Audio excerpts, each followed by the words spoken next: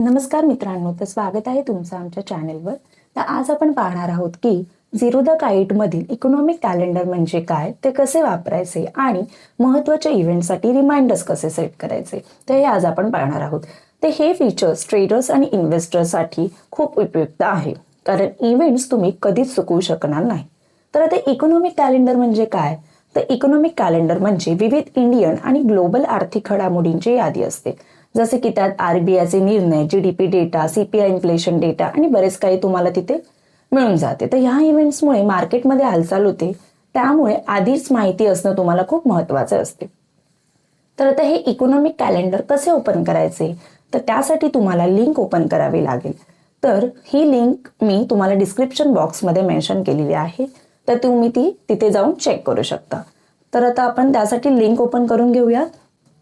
Okay, तर आता link open केल्यानंतर तुम्हाला तिथे इकॉनॉमिक कॅलेंडर शो होईल. तर आता ह्याचे रिमाइंडर कसे सेट करायचे हे मी तुम्हाला सांगते.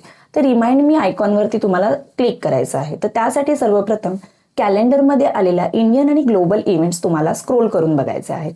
तर स्क्रोल करून झाल्यानंतर ज्याचा तुम्हाला ट्रॅक ठेवायचा आहे त्या इव्हेंट जवळ असलेला रिमाइंड मी बेल आयकॉनवरती तुम्हाला क्लिक करायचं आहे. तर आता मी इथे क्लिक करून घेते. क्लिक केल्यानंतर तुम्ही इथे पाहू शकता मला सबस्क्राईब म्हणून शो होत आहे, म्हणजेच की तुमचा रिमाइंडर हा पूर्णपणे सेट झालेला आहे.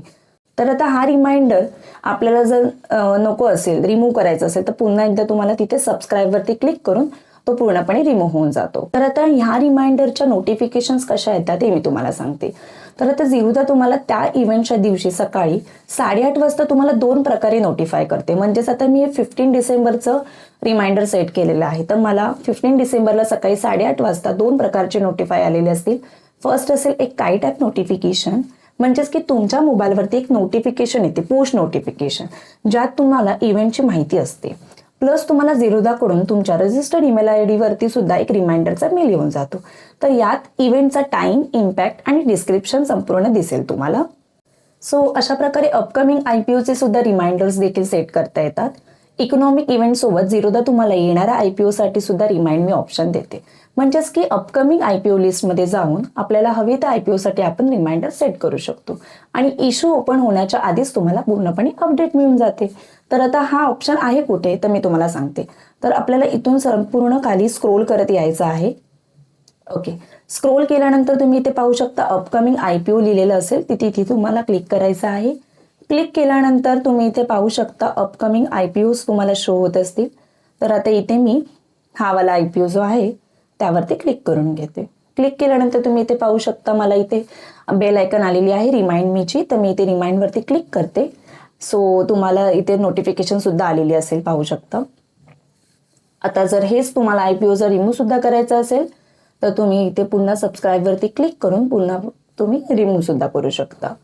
ओके, सो तर मित्रांनो, अशा प्रकारे तुम्ही झिरोदाचा इकॉनॉमिक कॅलेंडर वापरून महत्त्वाचे मार्केट इव्हेंट्स आणि आयपीओ अपडेट्स तुम्ही कधी चुकवणार नाही.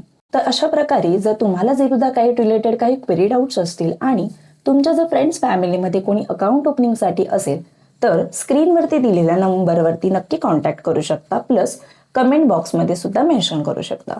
व्हिडिओ आवडल्यास नक्की लाईक करा, शेअर करा आणि आमच्या चॅनलला सबस्क्राईब करा. धन्यवाद.